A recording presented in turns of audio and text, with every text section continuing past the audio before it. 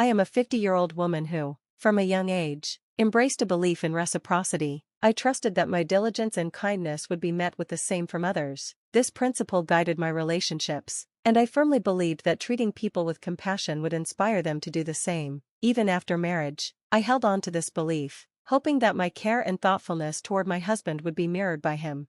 Back then, the expectations placed on women were different. We were often expected to make sacrifices, and I accepted these norms wholeheartedly. I devoted myself to my husband and children, confident that these sacrifices would lead to a fulfilling future. Yet, life didn't unfold as I had hoped. Despite tireless efforts and countless early mornings dedicated to my family, my work often went unnoticed, overshadowed by complaints or minor mistakes.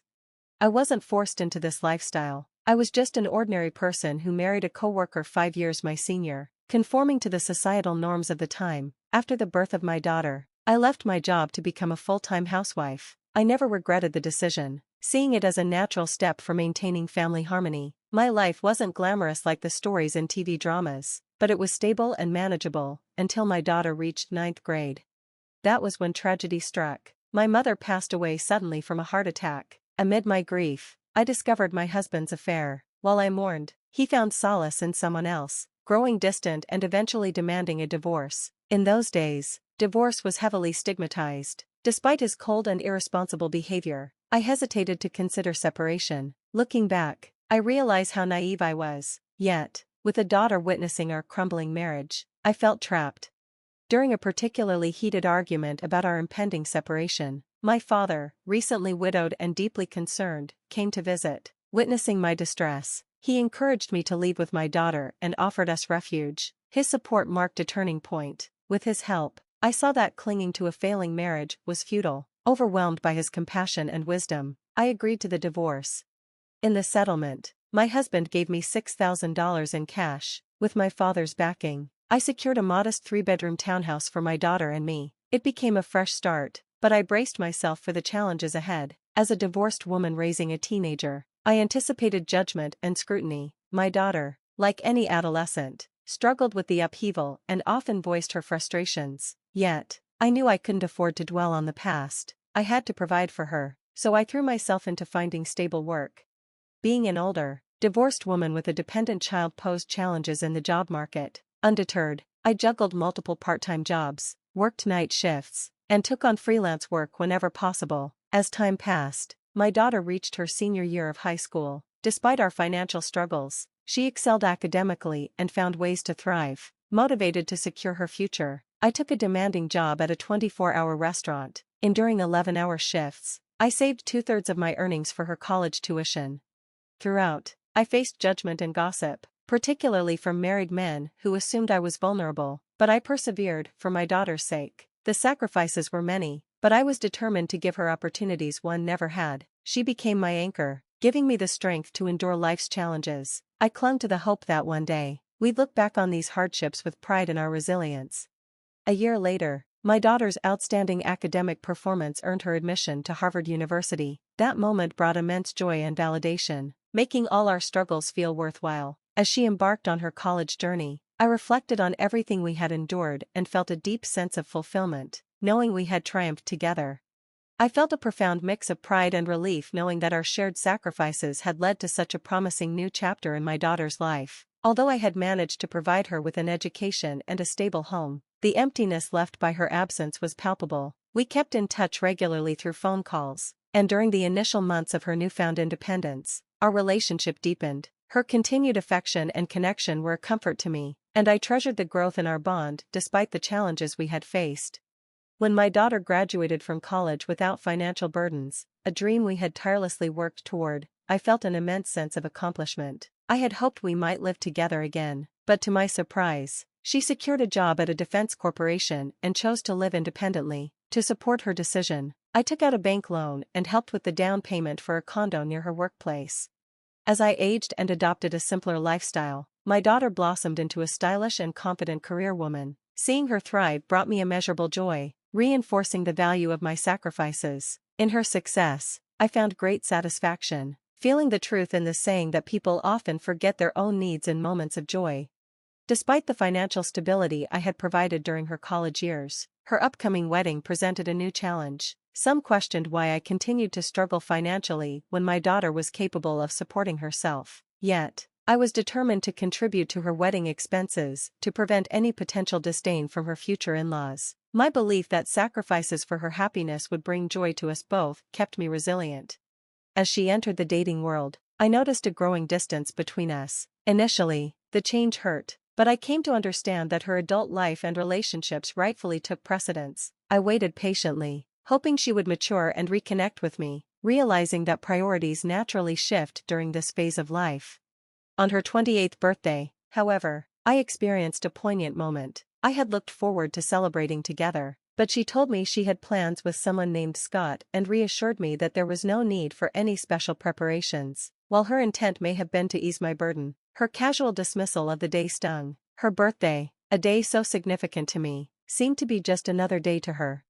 Determined to see her, even briefly, I took the day off work and made an extra effort with my appearance before heading to her office. But what I encountered there left me reeling. In the lobby, I saw my ex-husband with his new partner, people I had long hoped to avoid. How he knew to be there puzzled me.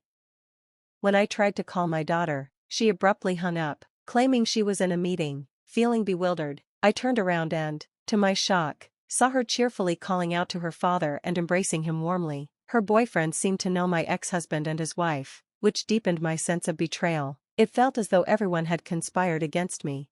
Drained and upset, I quickly left the scene. Reflecting on that day, I wrestled with a desire to confront both my daughter and my ex-husband, but a stronger urge to retreat and protect my heart won out. Despite the turmoil, I resolved to continue loving and supporting my daughter, holding on to the hope that time would bring understanding and healing between us. I found myself unable to reach out to her. Then, unexpectedly, my daughter came to visit, announcing her engagement and handing me a wedding invitation. As I read the invitation, my heart sank. The names printed on it stunned me. Though she was my daughter, I felt an intense urge to send her away. How could she treat me merely as a guest at her wedding? Unable to hold back, I confronted her, expressing my hurt at being marginalized during such a significant event. "I'm not just a guest," I told her. "I'm your mother." My daughter apologized, her voice hesitant, explaining that she felt trapped by the circumstances. She wanted to marry Scott, but his parents scrutinized every detail about her. Her revelation left me grappling with a mix of emotions, hurt by her actions, but torn by the need to understand her position. During our conversation, she shared her fears. She worried that my status as a divorced single mother and the struggles we endured might negatively impact how Scott's family viewed her. Her confession stung deeply. I couldn't hide my frustration. I reminded her of the sacrifices I had made, the years of working tirelessly in a restaurant to fund her education, the hardships we had faced together. Her actions felt like a betrayal. Yet, despite my pain, I tried to bridge the gap between us, hoping to find common ground as she approached this life-changing decision. But then she said something that shocked me. She brushed aside our shared struggles, focusing instead on her future comfort. She revealed that her father and his new partner, the very woman who had caused the breakdown of our family, had already met her future in-laws. "The past doesn't matter," she said coldly, "only the present does." Her dismissive attitude hit me like a blow. For the first time, I harshly expressed my disappointment. In response, she retaliated with a bitterness I hadn't expected. "If you want to remove me from your life," she said, "then reimburse me for the costs of raising me." The exchange escalated quickly, her words cutting deeply. She stormed out of my home, declaring us strangers. Left alone, I stared at the wedding invitation she left behind, noticing that another name, her father's, had taken the place where mine should have been. 2 years later, I received devastating news. My father, who had chosen to live independently to avoid burdening me, had passed away. His death hit me hard, bringing with it a painful realization of my shortcomings as a daughter. A few months after his passing, I inherited the modest condo where he had lived. It became a poignant reminder of the family ties and challenges that had shaped my life. As I stood in that condo, I thought about the money I had saved for my daughter's unused wedding. A bittersweet realization dawned. I had spent so much of my life sacrificing for others, trusting that my devotion would be enough, but perhaps I had neglected myself in the process. It was time to change. I decided to start living for myself, even if it felt late in life. Reflecting on everything I had endured, I resolved to prioritize my own desires and needs before it was too late. amid these reflections, a close friend, a real estate broker I had worked with during my restaurant years, offered a glimpse of a new path forward. I had spent most of my life sacrificing for others, trying to meet expectations and ensure those I loved were cared for. But one day, a close friend, a real estate broker I knew from my restaurant days, challenged me to consider what I truly wanted. She encouraged me to break free from societal expectations that demand women sacrifice endlessly. Her words sparked something in me, a desire to live for myself. Though I felt pangs of regret for the years lost to sacrifice, a new sense of hope began to grow. Inspired, I decided to take a leap into the real estate business. Using my savings and the proceeds from selling my late father's condo, I studied auction bidding and took a bold step. To my astonishment, I became the owner of a building in a prime location almost overnight. 8 months later, after returning from a mountain climbing adventure, I moved into the top floor of my building, transforming it into a cozy home. I felt a sense of liberation, a fresh start to a life where my happiness took center stage. One evening, as I rested from my adventures, a knock at the door interrupted my thoughts. Exhausted but curious, I opened it to find my daughter standing there. She was visibly pregnant, holding a chubby-cheeked toddler, with tears streaming down her face. Her life, she confessed, was in turmoil. Her husband had become violent and unfaithful. Now, on the verge of giving birth and needing to care for her young daughter, she sought refuge with me.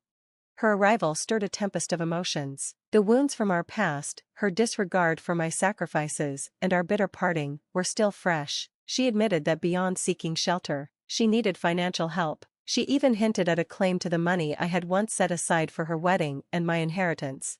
Caught between compassion and anger, I confronted her. I saved for your education and your wedding. I sacrificed everything for you. You once told me to stay out of your life. Now, after all that, you come back and ask for money? The bond between a parent and child isn't something to be exploited whenever it's convenient. Her response cut deep. I am still your daughter. You raised me to be strong, but maybe you were too busy working to teach me how to be a better person. I've become selfish, but now, I have no one else. My father's new wife ran off with all his money, and he's disappeared trying to find her. If you abandon me, I'll be like an orphan, with no one to turn to. How could you turn your back on me and your grandchildren? Her words overwhelmed me. In the heat of the moment, I pulled out all the cash I had and threw it at her. Take this money, I said coldly, but after this, don't come back. I won't let you walk in and out of my life as you please. Your life is important, but so is mine. I watched as she left, carrying her child and her unborn burden. The pain of asking my daughter to leave was almost unbearable, but her selfishness, and the echoes of past grievances, had become too much to endure. After that, my daughter never returned. Too proud to admit her mistakes, she cut ties entirely. I often wondered if things could have been different, if she had come back genuinely repentant, seeking forgiveness and understanding. Perhaps I would have found it in my heart to help her, to confront the mess her husband had made of their lives. But that moment never came. Instead, I was left to reflect on the complexities of our relationship, the pain of our separation, and the lessons I had learned. Despite everything, I couldn't help but feel disappointed. My daughter had erased me from her life to pursue a marriage that ultimately brought her misery. It left me questioning why both she and my husband had made such destructive choices, despite the sacrifices I had made for them. Now, I see that the only person truly living the life I envisioned is me. This experience taught me a valuable lesson. No matter how strong your relationships may seem, you must prioritize your own well-being. Betrayal can come from anyone, but the one person who should never betray you is yourself. Happiness, I've learned, doesn't come from the sacrifices you make for others, but from the efforts you invest in fulfilling your own life. My story may seem like a tale of a life half-lived, but I'm determined to fill the rest of it with experiences and joys meant solely for me. Thank you for listening to my story. I hope it brings insight and encourages you to cherish your happiness and dreams. Let's cheer each other on toward a life fully lived.